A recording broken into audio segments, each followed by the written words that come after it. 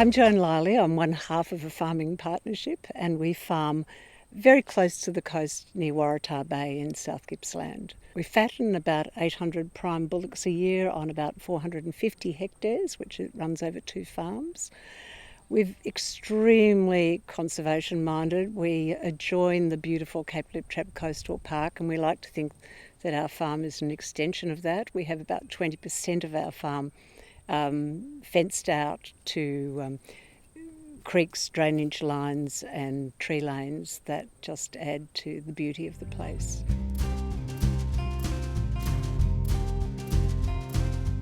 I guess the first thing that rang alarm bells for us was that it was an exceptionally dry winter, and then as we started to go into spring, we'd been watching the BOM climate outlook very, very closely, and watching that great big pink patch of El Nino spreading across the Pacific Ocean and thinking this is not looking good for us. So we decided very early on, I think that was the big thing for us, to make that early call and then act accordingly.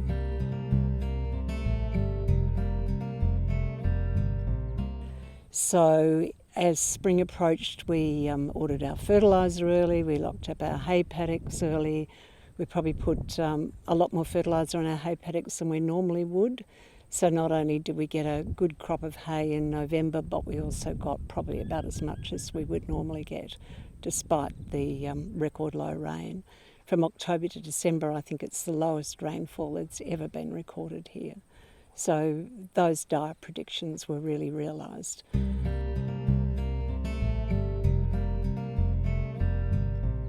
Well, about 4 years ago we changed from breeding stock, so we had ewes and lambs and cows and calves, and as part of our retirement strategy we have changed now to just fattening steers. So we went on buying steers as we normally would, but we started to prioritise, and the steers that had the potential to get to be prime and saleable over the summer got the priority paddocks, and the rest weren't sacrificed, but we made sure that we kept it, very foremost in our mind was the fact that we had to get off as many cattle as we possibly could.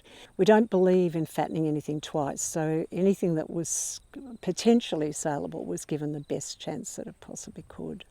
In a way, it's been an exceptional year because of beef prices. So for us, if we'd had to destock, we probably would have found that we'd still have been making a profit. The prices have really hung in there for us, and even if we've maybe been selling a few less prime cattle than we normally would, the prices held up. So likewise, there are lots of options. We could have leased country, we could have adjusted cattle, we could have sent them to East Gippsland where it's been much wetter, we could have bought in feed, but in the end that's a financial decision, and you need to do your budgeting properly and see whether it's worthwhile doing that. But I think the exceptional thing this year has been the fact that the market has held up so well. We would never compromise our conservation efforts in any way. We'd never dream of letting our stock into the creeks in dry time. We'd sell before we did that. We don't extract water from rivers or streams, but if we did, I think farmers are obliged to have dams that are big enough to be able to fill those dams in the winter rather than calling on those streams when they're stressed. We don't have any groundwater, so we're wholly dependent upon our dams, and we make sure that they're big, they're deep, they stay cool. If possible, they've got trees around them to keep the water cooler and sheltered. We would sacrifice a paddock if it meant having a containment area, but that sacrifice would be done in order to maintain the rest.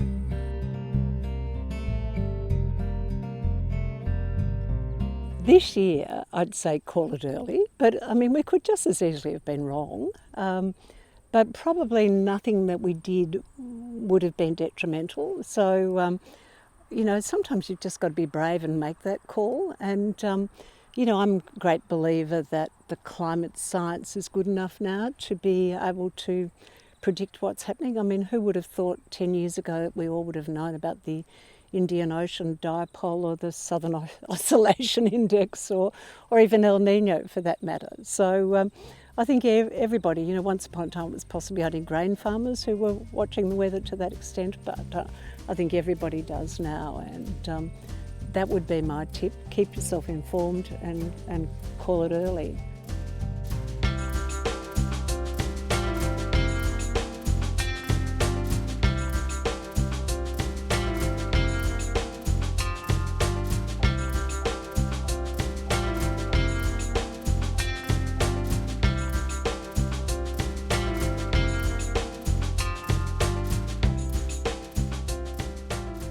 Authorised by Victorian Government, 1 Treasury Place, Melbourne.